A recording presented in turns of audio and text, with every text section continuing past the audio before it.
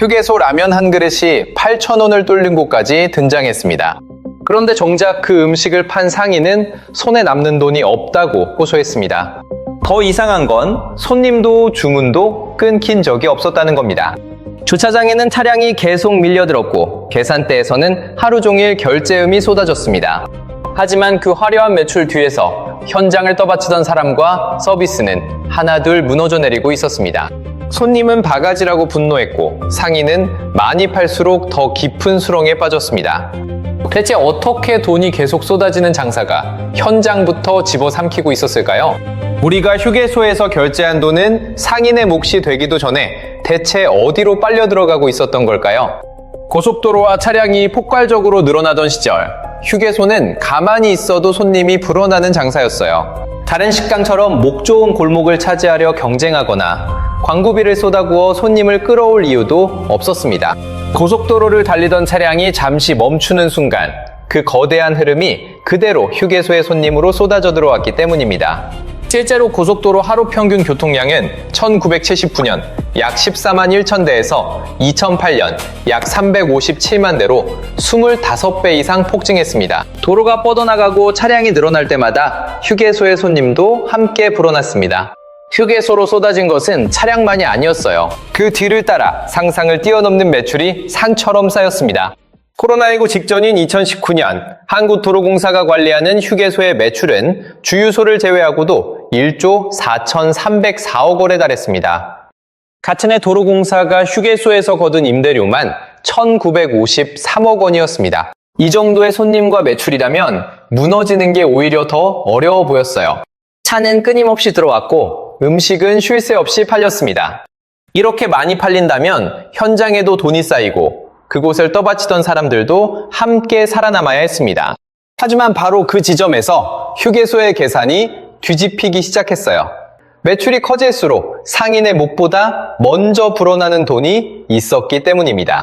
한국도로공사가 휴게소 운영권을 중간 운영업체에 맡기고 운영업체가 다시 식당과 편의점에 자리를 내주는 구조였습니다.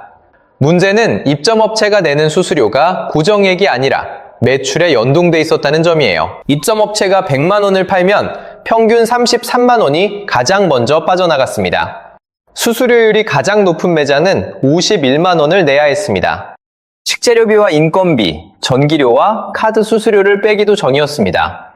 그런데 계산대에 찍힌 매출의 절반이 이미 사라진 거예요. 남은 돈으로 음식의 양과 품질을 지키고 사람을 고용하고 긴 영업시간까지 버텨야 했습니다.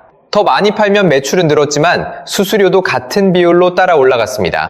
식재료비와 인건비가 치솟아도 이를 흡수할 여유는 종처럼 쌓이지 않았습니다. 이 구조가 가장 먼저 밀어올린 것은 휴게소의 가격표였어요. 물론 높은 수수료율 하나만으로 모든 가격 상승을 설명할 수는 없어요. 그러나 식재료비와 인건비, 전기와 가스요금까지 동시에 뛰는 상황에서 매출에 연동된 수수료는 현장의 선택지를 더욱 좁혔습니다. 결국 압박은 가격표를 뚫고 나왔습니다. 2021년 6월부터 2025년 6월까지 돈가스 평균 가격은 8,916원에서 11,218원으로 25.1% 올랐습니다. 비빔밥은 16.5%, 국밥은 15.4%, 우동은 18.1% 상승했습니다. 같은 기간 전체 소비자 물가 상승률은 8.3%였습니다. 휴게소 음식값은 일반 물가보다 훨씬 빠르게 치솟았습니다. 하지만 가격을 올린다고 문제가 끝나는 것도 아니었어요. 손님은 비싸진 메뉴에 불만을 쏟았고 가격을 붙잡으면 상인이 오른 비용을 그대로 떠안아야 했습니다. 재료를 줄이면 음식이 무너지고 사람을 줄이면 서비스가 무너졌습니다. 가격은 올릴 수 있었지만 사람은 끝없이 버티게 할 수 없었어요. 2024년 6월 말 기준 비수도권 고속도로 휴게소 180곳 가운데 43곳은 야간 근무자를 구하지 못해 밤 9시 이후 영업을 멈췄습니다. 또 다른 60곳은 야간 근무자가 단 한 명뿐이었습니다. 비수도권 휴게소의 57.2%가 밤이 되면 야간 근무자가 아예 없거나 단 한 명만 남는 상태에 놓인 거예요. 일당 20만 원을 제시해도 사람을 구하지 못하는 곳이 있었습니다. 도심에서 멀어 출퇴근이 어렵고 남들이 쉬는 주말과 야간에도 일해야 했습니다. 원래부터 불리했던 근무 조건에 인건비와 운영비 부담까지 겹치면서 추가 인력을 확보하기는 더욱 어려워졌습니다. 그 결과 휴게소의 밤 자체가 줄어들기 시작했어요. 비수도권 휴게소의 밤 9시부터 다음날 오전 9시까지 매출은 2019년 1,842억 원에서 2023년 1,446억 원으로 21.5% 감소했습니다. 야간 이동 수요의 변화만으로 모든 원인을 설명할 수는 없습니다. 그러나 한번 줄어들기 시작한 휴게소의 밤은 스스로 더 빠르게 무너질 조건을 만들고 있었어요. 인력이 부족하면 운영 시간이 짧아지고 문을 닫는 시간이 빨라질수록 다시 매출 기회가 줄어들 수밖에 없었습니다. 그렇게 줄어든 것은 매출과 영업시간만이 아니었어요. 고속도로 위에서 휴게소가 맡아온 역할까지 함께 줄어들고 있었습니다. 한때 휴게소는 늦은 밤에도 불이 켜져 있는 공간이었습니다. 장거리 운전자가 쉬고 화장실을 이용하고 따뜻한 음식을 먹을 수 있는 고속도로의 안전망이었습니다. 그런데 이제 일부 휴게소에서는 밤 9시가 지나면 따뜻한 식사와 외장 서비스부터 사라지고 있었습니다. 더 큰 문제는 서비스가 줄어들어도 이를 되돌릴 시장의 압력이 제대로 작동하기 어려웠다는 점입니다. 손님에게는 휴게소를 심판할 선택지가 거의 없었기 때문이에요. 동네 식당이라면 가격이 비싸고 서비스가 나빠지는 순간 손님이 옆 가게로 이동합니다. 그러나 고속도로에서는 바로 옆 가게가 없습니다. 가격표가 마음에 들지 않아도 다음 휴게소까지 달리거나 이용을 포기해야 합니다. 음식점이나 운영자가 바뀌더라도 매출의 큰 비율을 먼저 가져가는 계약이 그대로라면 새로 들어온 업체도 같은 압박을 받을 수밖에 없었습니다. 손님이 바꿀 수 있는 것은 주문할 메뉴뿐이었어요. 정작 가격을 압박한 계약 구조에는 손이 닿지 않았습니다. 결국 칼을 대야 할 곳은 음식점의 가격표가 아니라 그 위에서 돈을 나누던 계약 구조였습니다. 국토교통부는 2026년 7월 9일 중간 운영업체를 없애고 입점업체와 직접 계약하는 방식으로 전환하겠다고 발표했습니다. 전문 공공관리회사는 2027년 초 설립하고 그 전까지는 한국도로공사가 임시로 맡을 예정입니다. 개편안의 숫자는 기존 구조가 얼마나 무거웠는지를 보여줬습니다. 매출의 평균 33%에 달하던 중간 수수료를 없애고 직접 계약 임대료를 8, 9% 수준으로 낮춰 관리비를 더하더라도 입점업체의 전체 부담을 기존의 절반 이하로 줄이겠다는 계획이었습니다.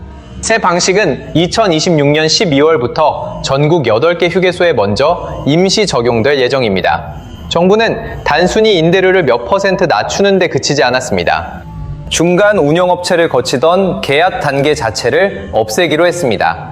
이는 문제의 원인이 일부 음식점의 운영 방식이 아니라 매출이 현장에 남기 어려웠던 계약 구조에 있었다는 사실을 보여주는 대목이었습니다. 휴게소의 몰락은 문을 닫는 방식으로 찾아오지 않았습니다. 손님이 끊기지도 않았고 주차장이 비지도 않았습니다. 오히려 차는 계속 들어왔고 계산대의 결제음도 멈추지 않았습니다. 그래서 그 안에서 사람이 줄고 서비스가 사라지는 동안에도 겉으로는 아무 문제가 없는 것처럼 보였습니다. 하지만 많이 팔아도 돈이 현장에 남지 않는다면 붐비는 매장은 살아있는 장사가 아닙니다. 매출만 남고 그 매출을 떠받칠 사람과 여유가 사라지는 순간 몰락은 이미 시작된 겁니다. 고속도로 위에서 먼저 사라진 것은 손님이 아니었습니다. 많이 팔면 현장도 함께 살아남을 수 있다는 장사의 공식이었습니다. 여러분은 최근 휴게소에서 가격표를 휴게소 라면 한 그릇이 8,000원을 뚫는 곳까지 등장했습니다. 그런데 정작 그 음식을 판 상인은 손에 남는 돈이 없다고 호소했습니다. 더 이상한 건 손님도 주문도 끊긴 적이 없었다는 겁니다. 주차장에는 차량이 계속 밀려들었고 계산대에서는 하루 종일 결제음이 쏟아졌습니다. 하지만 그 화려한 매출 뒤에서 현장을 떠받치던 사람과 서비스는 하나둘 무너져 내리고 있었습니다. 손님은 바가지라고 분노했고 상인은 많이 팔수록 더 깊은 수렁에 빠졌습니다. 대체 어떻게 돈이 계속 쏟아지는 장사가 현장부터 집어삼키고 있었을까요? 우리가 휴게소에서 결제한 돈은 상인의 몫이 되기도 전에 대체 어디로 빨려 들어가고 있었던 걸까요? 고속도로와 차량이 폭발적으로 늘어나던 시절, 휴게소는 가만히 있어도 손님이 불어나는 장사였어요. 다른 식당처럼 목 좋은 골목을 차지하려 경쟁하거나 광고비를 쏟아부어 손님을 끌어올 이유도 없었습니다. 고속도로를 달리던 차량이 잠시 멈추는 순간 그 거대한 흐름이 그대로 휴게소의 손님으로 쏟아져 들어왔기 때문입니다.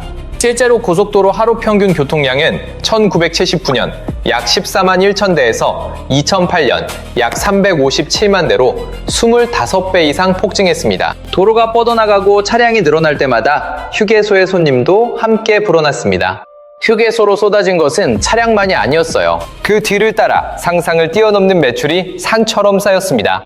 코로나19 직전인 2019년 한국도로공사가 관리하는 휴게소의 매출은 주유소를 제외하고도 1조 4,304억 원에 달했습니다. 같은 해 도로공사가 휴게소에서 거둔 임대료만 1,953억 원이었습니다. 이 정도의 손님과 매출이라면 무너지는 게 오히려 더 어려워 보였어요. 차는 끊임없이 들어왔고 음식은 쉴 새 없이 팔렸습니다. 이렇게 많이 팔린다면 현장에도 돈이 쌓이고 그곳을 떠받치던 사람들도 함께 살아남아야 했습니다. 하지만 바로 그 지점에서 휴게소의 계산이 뒤집히기 시작했어요. 매출이 커질수록 상인의 목보다 먼저 불어나는 돈이 있었기 때문입니다. 한국도로공사가 휴게소 운영권을 중간 운영업체에 맡기고 운영업체가 다시 식당과 편의점에 자리를 내주는 구조였습니다. 문제는 입점업체가 내는 수수료가 고정액이 아니라 매출에 연동돼 있었다는 점이에요. 입점업체가 100만 원을 팔면 평균 33만 원이 가장 먼저 빠져나갔습니다. 수수료율이 가장 높은 매장은 51만 원을 내야 했습니다. 식재료비와 인건비, 전기료와 카드 수수료를 빼기도 전이었습니다. 그런데 계산대에 찍힌 매출의 절반이 이미 사라진 거예요. 남은 돈으로 음식의 양과 품질을 지키고 사람을 고용하고 긴 영업시간까지 버텨야 했습니다. 더 많이 팔면 매출은 늘었지만 수수료도 같은 비율로 따라 올라갔습니다. 식재료비와 인건비가 치솟아도 이를 흡수할 여유는 종처럼 쌓이지 않았습니다. 이 구조가 가장 먼저 밀어올린 것은 휴게소의 가격표였어요. 물론 높은 수수료율 하나만으로 모든 가격 상승을 설명할 수는 없어요. 그러나 식재료비와 인건비, 전기와 가스요금까지 동시에 뛰는 상황에서 매출에 연동된 수수료는 현장의 선택지를 더욱 좁혔습니다. 결국 압박은 가격표를 뚫고 나왔습니다. 2021년 6월부터 2025년 6월까지 돈가스 평균 가격은 8,916원에서 11,218원으로 25.1% 올랐습니다. 비빔밥은 16.5%, 국밥은 15.4%, 우동은 18.1% 상승했습니다. 같은 기간 전체 소비자 물가 상승률은 8.3%였습니다. 휴게소 음식값은 일반 물가보다 훨씬 빠르게 치솟았습니다. 하지만 가격을 올린다고 문제가 끝나는 것도 아니었어요. 손님은 비싸진 메뉴에 불만을 쏟았고 가격을 붙잡으면 상인이 오른 비용을 그대로 떠안아야 했습니다. 재료를 줄이면 음식이 무너지고 사람을 줄이면 서비스가 무너졌습니다. 가격은 올릴 수 있었지만 사람은 끝없이 버티게 할 수 없었어요. 2024년 6월 말 기준 비수도권 고속도로 휴게소 180곳 가운데 43곳은 야간 근무자를 구하지 못해 밤 9시 이후 영업을 멈췄습니다. 또 다른 60곳은 야간 근무자가 단 한 명뿐이었습니다.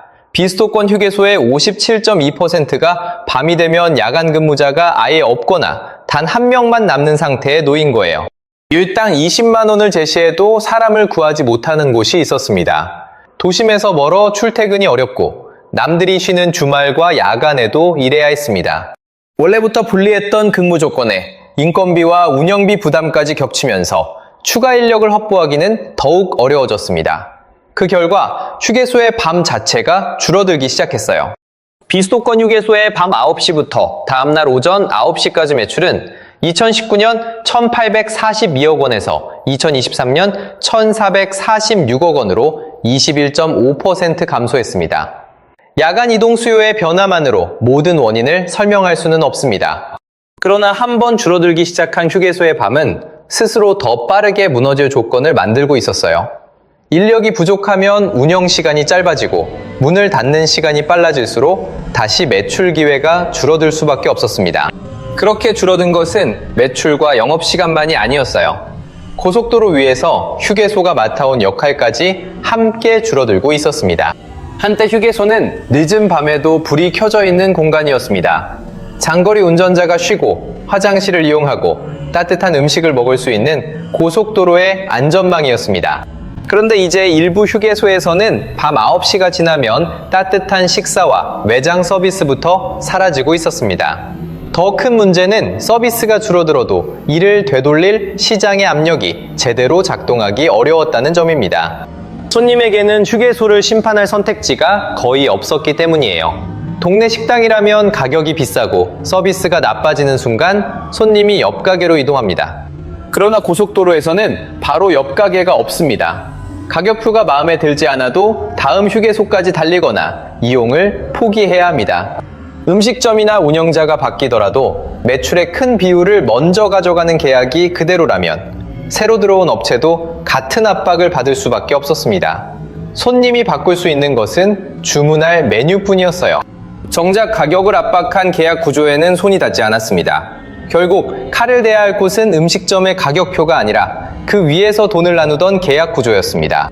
국토교통부는 2026년 7월 9일 중간 운영업체를 없애고 입점업체와 직접 계약하는 방식으로 전환하겠다고 발표했습니다.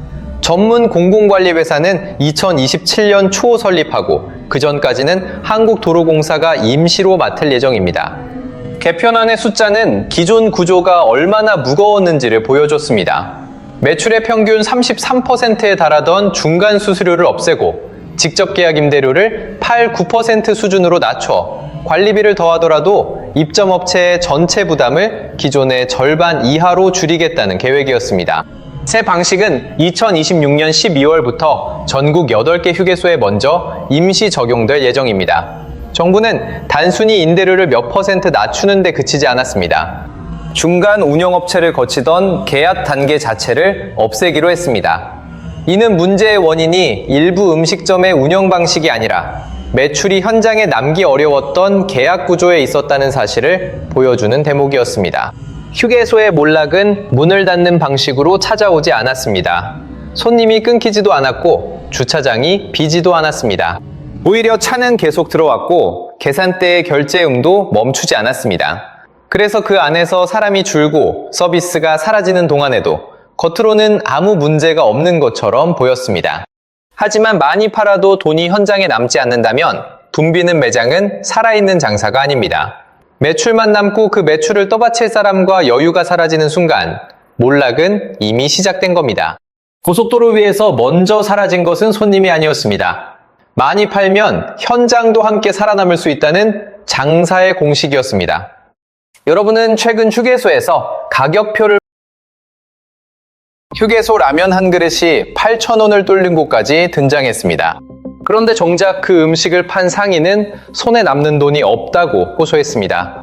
더 이상한 건 손님도 주문도 끊긴 적이 없었다는 겁니다.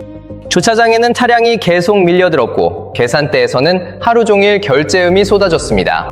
하지만 그 화려한 매출 뒤에서 현장을 떠받치던 사람과 서비스는 하나둘 무너져 내리고 있었습니다. 손님은 바가지라고 분노했고 상인은 많이 팔수록 더 깊은 수렁에 빠졌습니다.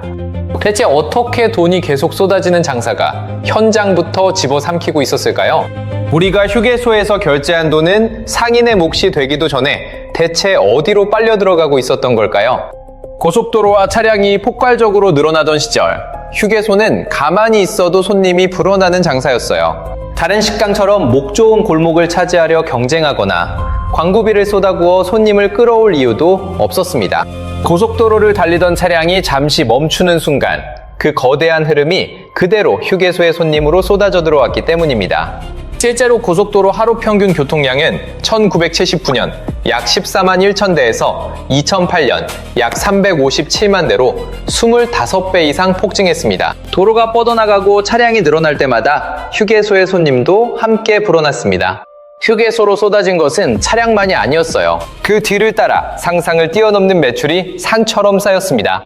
코로나19 직전인 2019년 한국도로공사가 관리하는 휴게소의 매출은 주유소를 제외하고도 1조 4,304억 원에 달했습니다. 같은 해 도로공사가 휴게소에서 거둔 임대료만 1,953억 원이었습니다. 이 정도의 손님과 매출이라면 무너지는 게 오히려 더 어려워 보였어요. 차는 끊임없이 들어왔고 음식은 쉴 새 없이 팔렸습니다. 이렇게 많이 팔린다면 현장에도 돈이 쌓이고 그곳을 떠받치던 사람들도 함께 살아남아야 했습니다. 하지만 바로 그 지점에서 휴게소의 계산이 뒤집히기 시작했어요.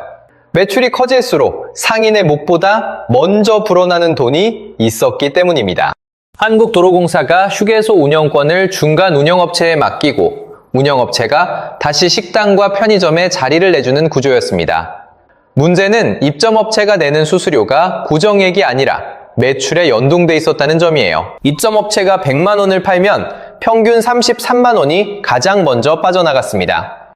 수수료율이 가장 높은 매장은 51만 원을 내야 했습니다.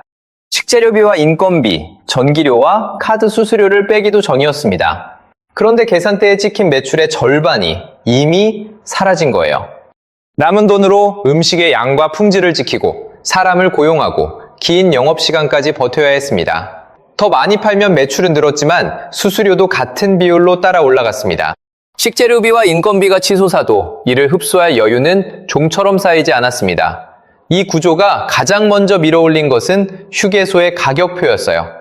물론 높은 수수료율 하나만으로 모든 가격 상승을 설명할 수는 없어요. 그러나 식재료비와 인건비, 전기와 가스요금까지 동시에 뛰는 상황에서 매출에 연동된 수수료는 현장의 선택지를 더욱 좁혔습니다. 결국 압박은 가격표를 뚫고 나왔습니다. 2021년 6월부터 2025년 6월까지 돈가스 평균 가격은 8,916원에서 11,218원으로 25.1% 올랐습니다. 비빔밥은 16.5%, 국밥은 15.4%, 우동은 18.1% 상승했습니다. 같은 기간 전체 소비자 물가 상승률은 8.3%였습니다. 휴게소 음식값은 일반 물가보다 훨씬 빠르게 치솟았습니다. 하지만 가격을 올린다고 문제가 끝나는 것도 아니었어요. 손님은 비싸진 메뉴에 불만을 쏟았고 가격을 붙잡으면 상인이 오른 비용을 그대로 떠안아야 했습니다. 재료를 줄이면 음식이 무너지고 사람을 줄이면 서비스가 무너졌습니다. 가격은 올릴 수 있었지만 사람은 끝없이 버티게 할 수 없었어요. 2024년 6월 말 기준 비수도권 고속도로 휴게소 180곳 가운데 43곳은 야간 근무자를 구하지 못해 밤 9시 이후 영업을 멈췄습니다. 또 다른 60곳은 야간 근무자가 단 한 명뿐이었습니다. 비수도권 휴게소의 57.2%가 밤이 되면 야간 근무자가 아예 없거나 단 한 명만 남는 상태에 놓인 거예요. 일당 20만 원을 제시해도 사람을 구하지 못하는 곳이 있었습니다. 도심에서 멀어 출퇴근이 어렵고 남들이 쉬는 주말과 야간에도 일해야 했습니다. 원래부터 불리했던 근무 조건에 인건비와 운영비 부담까지 겹치면서 추가 인력을 확보하기는 더욱 어려워졌습니다. 그 결과 휴게소의 밤 자체가 줄어들기 시작했어요. 비수도권 휴게소의 밤 9시부터 다음날 오전 9시까지 매출은 2019년 1,842억 원에서 2023년 1,446억 원으로 21.5% 감소했습니다. 야간 이동 수요의 변화만으로 모든 원인을 설명할 수는 없습니다. 그러나 한번 줄어들기 시작한 휴게소의 밤은 스스로 더 빠르게 무너질 조건을 만들고 있었어요. 인력이 부족하면 운영 시간이 짧아지고 문을 닫는 시간이 빨라질수록 다시 매출 기회가 줄어들 수밖에 없었습니다. 그렇게 줄어든 것은 매출과 영업시간만이 아니었어요. 고속도로 위에서 휴게소가 맡아온 역할까지 함께 줄어들고 있었습니다. 한때 휴게소는 늦은 밤에도 불이 켜져 있는 공간이었습니다. 장거리 운전자가 쉬고 화장실을 이용하고 따뜻한 음식을 먹을 수 있는 고속도로의 안전망이었습니다. 그런데 이제 일부 휴게소에서는 밤 9시가 지나면 따뜻한 식사와 외장 서비스부터 사라지고 있었습니다. 더 큰 문제는 서비스가 줄어들어도 이를 되돌릴 시장의 압력이 제대로 작동하기 어려웠다는 점입니다. 손님에게는 휴게소를 심판할 선택지가 거의 없었기 때문이에요. 동네 식당이라면 가격이 비싸고 서비스가 나빠지는 순간 손님이 옆 가게로 이동합니다. 그러나 고속도로에서는 바로 옆 가게가 없습니다. 가격표가 마음에 들지 않아도 다음 휴게소까지 달리거나 이용을 포기해야 합니다. 음식점이나 운영자가 바뀌더라도 매출의 큰 비율을 먼저 가져가는 계약이 그대로라면 새로 들어온 업체도 같은 압박을 받을 수밖에 없었습니다. 손님이 바꿀 수 있는 것은 주문할 메뉴뿐이었어요. 정작 가격을 압박한 계약 구조에는 손이 닿지 않았습니다. 결국 칼을 대야 할 곳은 음식점의 가격표가 아니라 그 위에서 돈을 나누던 계약 구조였습니다. 국토교통부는 2026년 7월 9일 중간 운영업체를 없애고 입점업체와 직접 계약하는 방식으로 전환하겠다고 발표했습니다. 전문 공공관리회사는 2027년 초 설립하고 그 전까지는 한국도로공사가 임시로 맡을 예정입니다. 개편안의 숫자는 기존 구조가 얼마나 무거웠는지를 보여줬습니다. 매출의 평균 33%에 달하던 중간 수수료를 없애고 직접 계약 임대료를 8, 9% 수준으로 낮춰 관리비를 더하더라도 입점업체의 전체 부담을 기존의 절반 이하로 줄이겠다는 계획이었습니다. 새 방식은 2026년 12월부터 전국 8개 휴게소에 먼저 임시 적용될 예정입니다. 정부는 단순히 임대료를 몇 퍼센트 낮추는 데 그치지 않았습니다. 중간 운영업체를 거치던 계약 단계 자체를 없애기로 했습니다. 이는 문제의 원인이 일부 음식점의 운영 방식이 아니라 매출이 현장에 남기 어려웠던 계약 구조에 있었다는 사실을 보여주는 대목이었습니다. 휴게소의 몰락은 문을 닫는 방식으로 찾아오지 않았습니다. 손님이 끊기지도 않았고 주차장이 비지도 않았습니다. 오히려 차는 계속 들어왔고 계산대의 결제음도 멈추지 않았습니다. 그래서 그 안에서 사람이 줄고 서비스가 사라지는 동안에도 겉으로는 아무 문제가 없는 것처럼 보였습니다. 하지만 많이 팔아도 돈이 현장에 남지 않는다면 붐비는 매장은 살아있는 장사가 아닙니다. 매출만 남고 그 매출을 떠받칠 사람과 여유가 사라지는 순간 몰락은 이미 시작된 겁니다. 고속도로 위에서 먼저 사라진 것은 손님이 아니었습니다. 많이 팔면 현장도 함께 살아남을 수 있다는 장사의 공식이었습니다. 여러분은 최근 휴게소에서 가격표를 휴게소 라면 한 그릇이 8,000원을 뚫는 곳까지 등장했습니다. 그런데 정작 그 음식을 판 상인은 손에 남는 돈이 없다고 호소했습니다. 더 이상한 건 손님도 주문도 끊긴 적이 없었다는 겁니다. 주차장에는 차량이 계속 밀려들었고 계산대에서는 하루 종일 결제음이 쏟아졌습니다. 하지만 그 화려한 매출 뒤에서 현장을 떠받치던 사람과 서비스는 하나둘 무너져 내리고 있었습니다. 손님은 바가지라고 분노했고 상인은 많이 팔수록 더 깊은 수렁에 빠졌습니다. 대체 어떻게 돈이 계속 쏟아지는 장사가 현장부터 집어삼키고 있었을까요? 우리가 휴게소에서 결제한 돈은 상인의 몫이 되기도 전에 대체 어디로 빨려 들어가고 있었던 걸까요? 고속도로와 차량이 폭발적으로 늘어나던 시절, 휴게소는 가만히 있어도 손님이 불어나는 장사였어요. 다른 식당처럼 목 좋은 골목을 차지하려 경쟁하거나 광고비를 쏟아부어 손님을 끌어올 이유도 없었습니다. 고속도로를 달리던 차량이 잠시 멈추는 순간 그 거대한 흐름이 그대로 휴게소의 손님으로 쏟아져 들어왔기 때문입니다. 실제로 고속도로 하루 평균 교통량은 1979년 약 14만 1천 대에서 2008년 약 357만 대로 25배 이상 폭증했습니다. 도로가 뻗어나가고 차량이 늘어날 때마다 휴게소의 손님도 함께 불어났습니다. 휴게소로 쏟아진 것은 차량만이 아니었어요. 그 뒤를 따라 상상을 뛰어넘는 매출이 산처럼 쌓였습니다. 코로나19 직전인 2019년 한국도로공사가 관리하는 휴게소의 매출은 주유소를 제외하고도 1조 4,304억 원에 달했습니다. 같은 해 도로공사가 휴게소에서 거둔 임대료만 1,953억 원이었습니다. 이 정도의 손님과 매출이라면 무너지는 게 오히려 더 어려워 보였어요. 차는 끊임없이 들어왔고 음식은 쉴 새 없이 팔렸습니다. 이렇게 많이 팔린다면 현장에도 돈이 쌓이고 그곳을 떠받치던 사람들도 함께 살아남아야 했습니다. 하지만 바로 그 지점에서 휴게소의 계산이 뒤집히기 시작했어요. 매출이 커질수록 상인의 몫보다 먼저 불어나는 돈이 있었기 때문입니다. 한국도로공사가 휴게소 운영권을 중간 운영업체에 맡기고 운영업체가 다시 식당과 편의점에 자리를 내주는 구조였습니다. 문제는 입점업체가 내는 수수료가 고정액이 아니라 매출에 연동돼 있었다는 점이에요. 입점업체가 100만 원을 팔면 평균 33만 원이 가장 먼저 빠져나갔습니다. 수수료율이 가장 높은 매장은 51만 원을 내야 했습니다. 식재료비와 인건비, 전기료와 카드 수수료를 빼기도 전이었습니다. 그런데 계산대에 찍힌 매출의 절반이 이미 사라진 거예요. 남은 돈으로 음식의 양과 품질을 지키고 사람을 고용하고 긴 영업시간까지 버텨야 했습니다. 더 많이 팔면 매출은 늘었지만 수수료도 같은 비율로 따라 올라갔습니다. 식재료비와 인건비가 치솟아도 이를 흡수할 여유는 종처럼 쌓이지 않았습니다.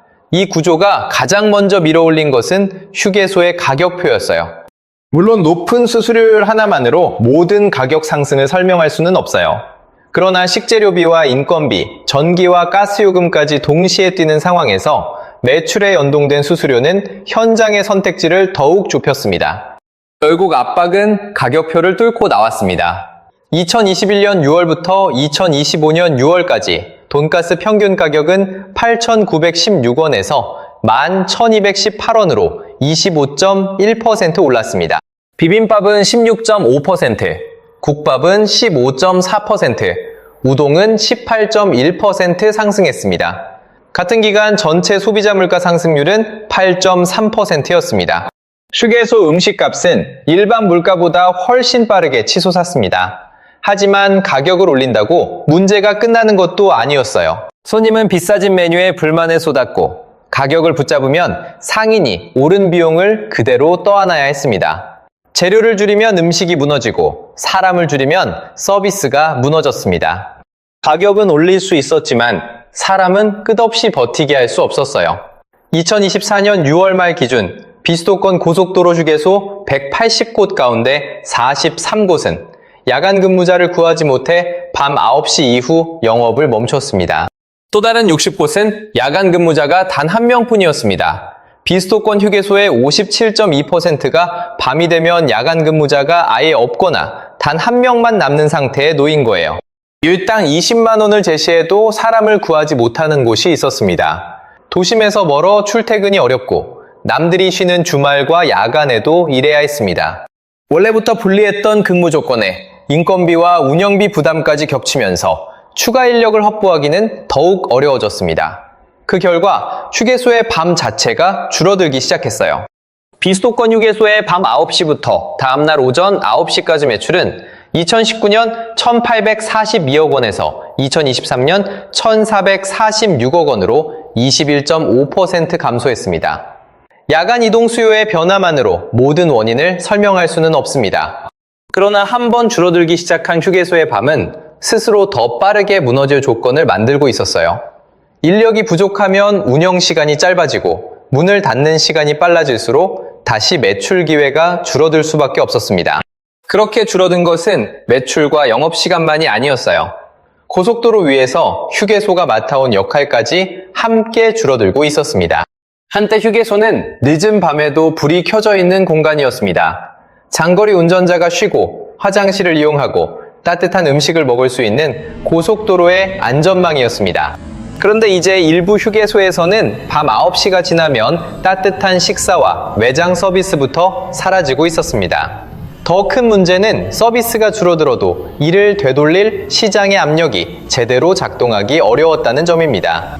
손님에게는 휴게소를 심판할 선택지가 거의 없었기 때문이에요. 동네 식당이라면 가격이 비싸고 서비스가 나빠지는 순간 손님이 옆 가게로 이동합니다. 그러나 고속도로에서는 바로 옆 가게가 없습니다. 가격표가 마음에 들지 않아도 다음 휴게소까지 달리거나 이용을 포기해야 합니다. 음식점이나 운영자가 바뀌더라도 매출의 큰 비율을 먼저 가져가는 계약이 그대로라면 새로 들어온 업체도 같은 압박을 받을 수밖에 없었습니다. 손님이 바꿀 수 있는 것은 주문할 메뉴뿐이었어요. 정작 가격을 압박한 계약 구조에는 손이 닿지 않았습니다. 결국 칼을 대야 할 곳은 음식점의 가격표가 아니라 그 위에서 돈을 나누던 계약 구조였습니다. 국토교통부는 2026년 7월 9일 중간 운영업체를 없애고 입점업체와 직접 계약하는 방식으로 전환하겠다고 발표했습니다. 전문 공공관리회사는 2027년 초 설립하고 그 전까지는 한국도로공사가 임시로 맡을 예정입니다. 개편안의 숫자는 기존 구조가 얼마나 무거웠는지를 보여줬습니다. 매출의 평균 33%에 달하던 중간 수수료를 없애고 직접 계약 임대료를 8, 9% 수준으로 낮춰 관리비를 더하더라도 입점업체의 전체 부담을 기존의 절반 이하로 줄이겠다는 계획이었습니다. 새 방식은 2026년 12월부터 전국 8개 휴게소에 먼저 임시 적용될 예정입니다. 정부는 단순히 임대료를 몇 퍼센트 낮추는 데 그치지 않았습니다. 중간 운영업체를 거치던 계약 단계 자체를 없애기로 했습니다.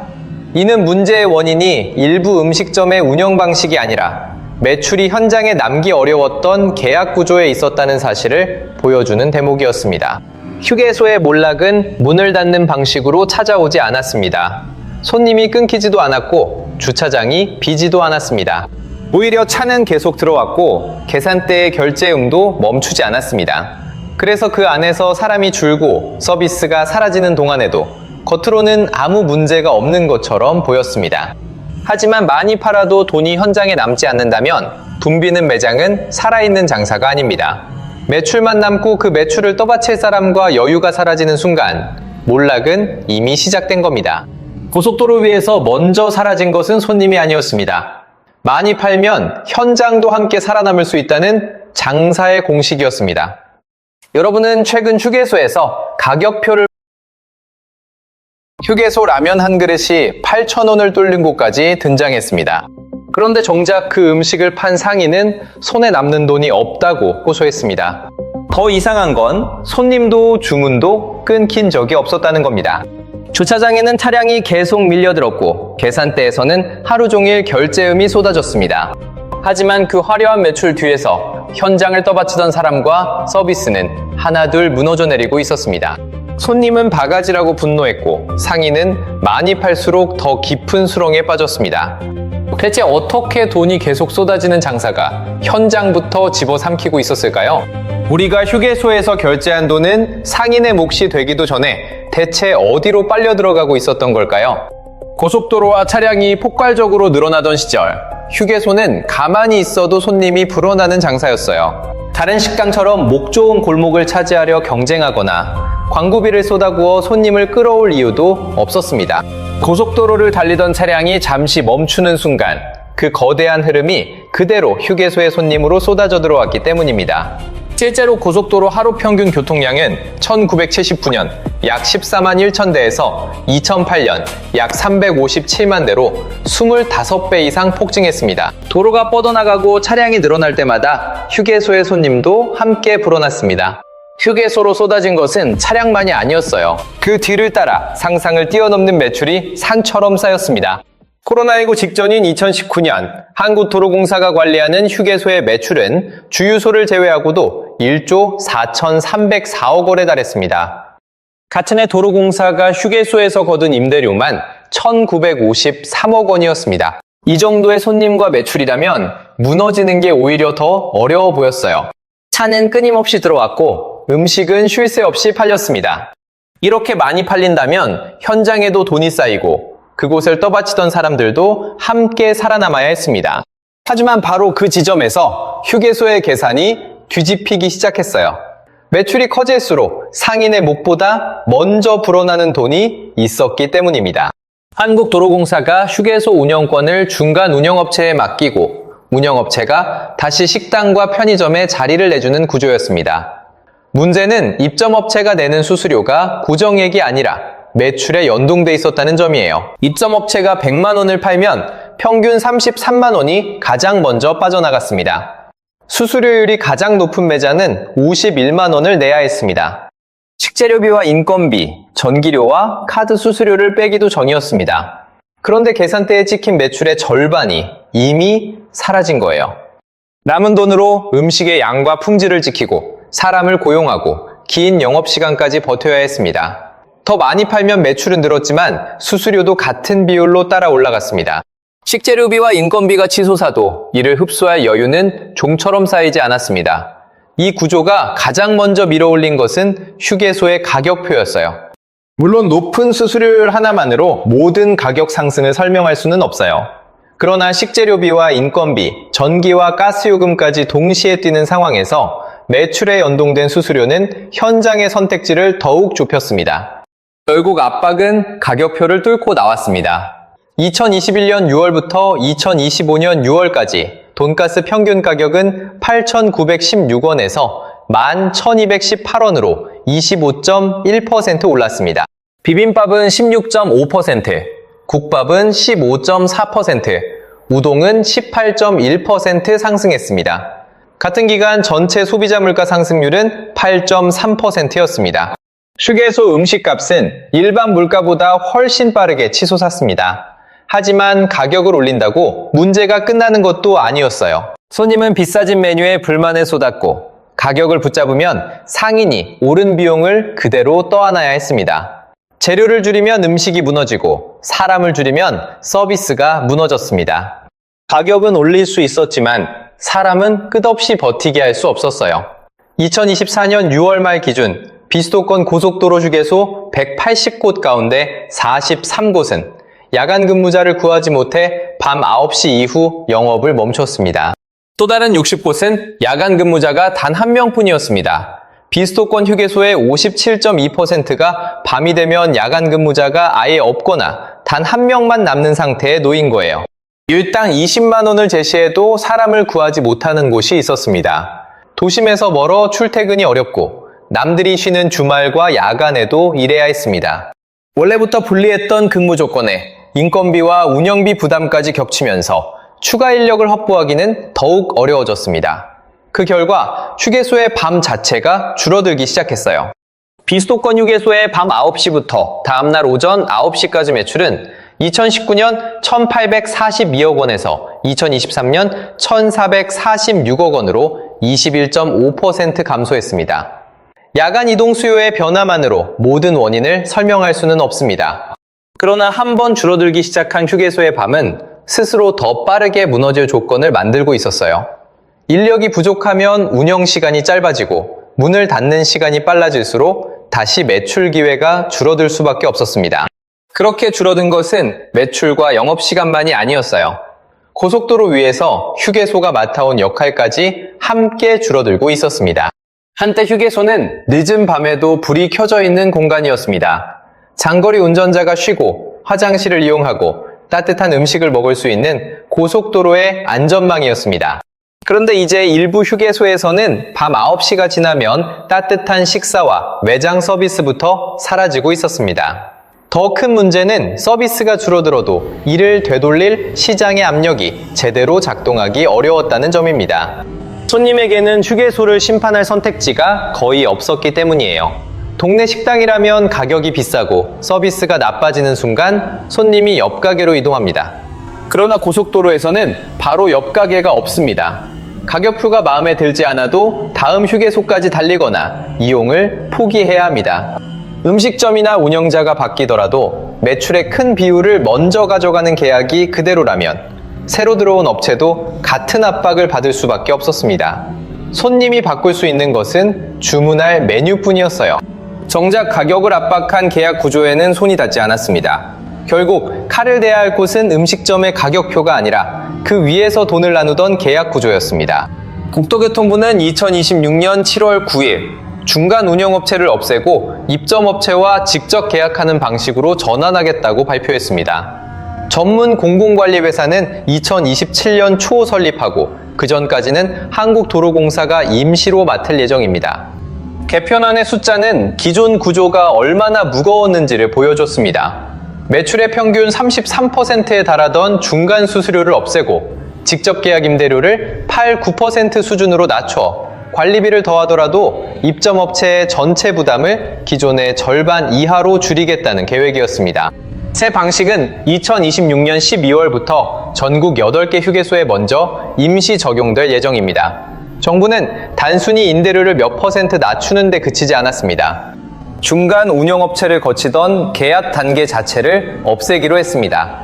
이는 문제의 원인이 일부 음식점의 운영 방식이 아니라 매출이 현장에 남기 어려웠던 계약 구조에 있었다는 사실을 보여주는 대목이었습니다. 휴게소의 몰락은 문을 닫는 방식으로 찾아오지 않았습니다. 손님이 끊기지도 않았고 주차장이 비지도 않았습니다. 오히려 차는 계속 들어왔고 계산대의 결제음도 멈추지 않았습니다. 그래서 그 안에서 사람이 줄고 서비스가 사라지는 동안에도 겉으로는 아무 문제가 없는 것처럼 보였습니다. 하지만 많이 팔아도 돈이 현장에 남지 않는다면 붐비는 매장은 살아있는 장사가 아닙니다. 매출만 남고 그 매출을 떠받칠 사람과 여유가 사라지는 순간 몰락은 이미 시작된 겁니다. 고속도로 위에서 먼저 사라진 것은 손님이 아니었습니다. 많이 팔면 현장도 함께 살아남을 수 있다는 장사의 공식이었습니다. 여러분은 최근 휴게소에서 가격표를 휴게소 라면 한 그릇이 8,000원을 뚫는 곳까지 등장했습니다. 그런데 정작 그 음식을 판 상인은 손에 남는 돈이 없다고 호소했습니다. 더 이상한 건 손님도 주문도 끊긴 적이 없었다는 겁니다. 주차장에는 차량이 계속 밀려들었고 계산대에서는 하루 종일 결제음이 쏟아졌습니다. 하지만 그 화려한 매출 뒤에서 현장을 떠받치던 사람과 서비스는 하나둘 무너져 내리고 있었습니다. 손님은 바가지라고 분노했고 상인은 많이 팔수록 더 깊은 수렁에 빠졌습니다. 대체 어떻게 돈이 계속 쏟아지는 장사가 현장부터 집어삼키고 있었을까요? 우리가 휴게소에서 결제한 돈은 상인의 몫이 되기도 전에 대체 어디로 빨려 들어가고 있었던 걸까요? 고속도로와 차량이 폭발적으로 늘어나던 시절, 휴게소는 가만히 있어도 손님이 불어나는 장사였어요. 다른 식당처럼 목 좋은 골목을 차지하려 경쟁하거나 광고비를 쏟아부어 손님을 끌어올 이유도 없었습니다. 고속도로를 달리던 차량이 잠시 멈추는 순간 그 거대한 흐름이 그대로 휴게소의 손님으로 쏟아져 들어왔기 때문입니다. 실제로 고속도로 하루 평균 교통량은 1979년 약 14만 1천 대에서 2008년 약 357만 대로 25배 이상 폭증했습니다. 도로가 뻗어나가고 차량이 늘어날 때마다 휴게소의 손님도 함께 불어났습니다. 휴게소로 쏟아진 것은 차량만이 아니었어요. 그 뒤를 따라 상상을 뛰어넘는 매출이 산처럼 쌓였습니다. 코로나19 직전인 2019년 한국도로공사가 관리하는 휴게소의 매출은 주유소를 제외하고도 1조 4,304억 원에 달했습니다.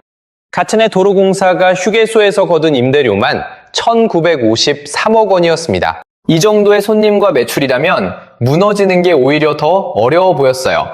차는 끊임없이 들어왔고 음식은 쉴 새 없이 팔렸습니다.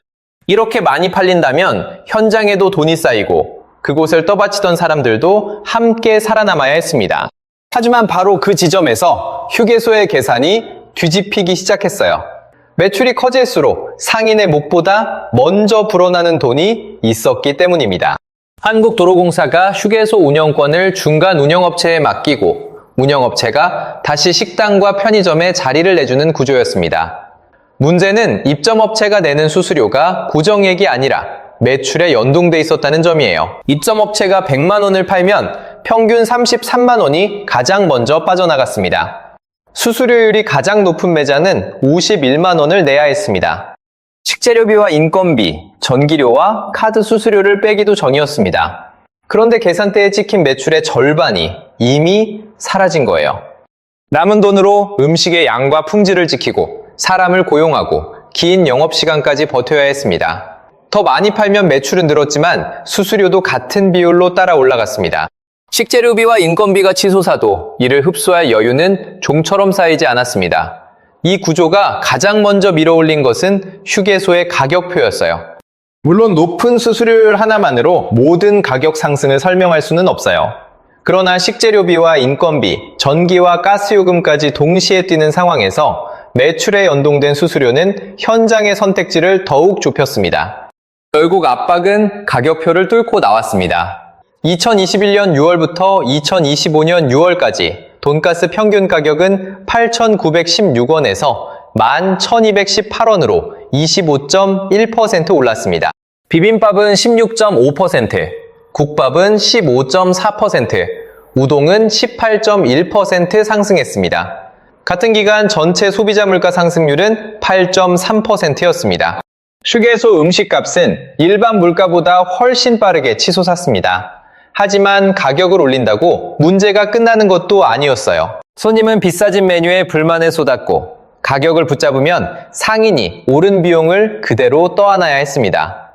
재료를 줄이면 음식이 무너지고 사람을 줄이면 서비스가 무너졌습니다. 가격은 올릴 수 있었지만 사람은 끝없이 버티게 할 수 없었어요. 2024년 6월 말 기준 비수도권 고속도로 휴게소 180곳 가운데 43곳은 야간 근무자를 구하지 못해 밤 9시 이후 영업을 멈췄습니다. 또 다른 60곳은 야간 근무자가 단 한 명뿐이었습니다. 비수도권 휴게소의 57.2%가 밤이 되면 야간 근무자가 아예 없거나 단 한 명만 남는 상태에 놓인 거예요. 일당 20만 원을 제시해도 사람을 구하지 못하는 곳이 있었습니다. 도심에서 멀어 출퇴근이 어렵고 남들이 쉬는 주말과 야간에도 일해야 했습니다. 원래부터 불리했던 근무 조건에 인건비와 운영비 부담까지 겹치면서 추가 인력을 확보하기는 더욱 어려워졌습니다. 그 결과 휴게소의 밤 자체가 줄어들기 시작했어요. 비수도권 휴게소의 밤 9시부터 다음날 오전 9시까지 매출은 2019년 1,842억 원에서 2023년 1,446억 원으로 21.5% 감소했습니다. 야간 이동 수요의 변화만으로 모든 원인을 설명할 수는 없습니다. 그러나 한번 줄어들기 시작한 휴게소의 밤은 스스로 더 빠르게 무너질 조건을 만들고 있었어요. 인력이 부족하면 운영 시간이 짧아지고 문을 닫는 시간이 빨라질수록 다시 매출 기회가 줄어들 수밖에 없었습니다. 그렇게 줄어든 것은 매출과 영업시간만이 아니었어요. 고속도로 위에서 휴게소가 맡아온 역할까지 함께 줄어들고 있었습니다. 한때 휴게소는 늦은 밤에도 불이 켜져 있는 공간이었습니다. 장거리 운전자가 쉬고 화장실을 이용하고 따뜻한 음식을 먹을 수 있는 고속도로의 안전망이었습니다. 그런데 이제 일부 휴게소에서는 밤 9시가 지나면 따뜻한 식사와 외장 서비스부터 사라지고 있었습니다. 더 큰 문제는 서비스가 줄어들어도 이를 되돌릴 시장의 압력이 제대로 작동하기 어려웠다는 점입니다. 손님에게는 휴게소를 심판할 선택지가 거의 없었기 때문이에요. 동네 식당이라면 가격이 비싸고 서비스가 나빠지는 순간 손님이 옆 가게로 이동합니다. 그러나 고속도로에서는 바로 옆 가게가 없습니다. 가격표가 마음에 들지 않아도 다음 휴게소까지 달리거나 이용을 포기해야 합니다.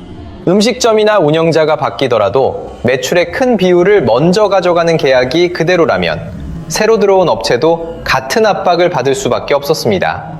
손님이 바꿀 수 있는 것은 주문할 메뉴뿐이었어요. 정작 가격을 압박한 계약 구조에는 손이 닿지 않았습니다. 결국 칼을 대야 할 곳은 음식점의 가격표가 아니라 그 위에서 돈을 나누던 계약 구조였습니다. 국토교통부는 2026년 7월 9일 중간 운영업체를 없애고 입점업체와 직접 계약하는 방식으로 전환하겠다고 발표했습니다. 전문 공공관리회사는 2027년 초 설립하고 그 전까지는 한국도로공사가 임시로 맡을 예정입니다.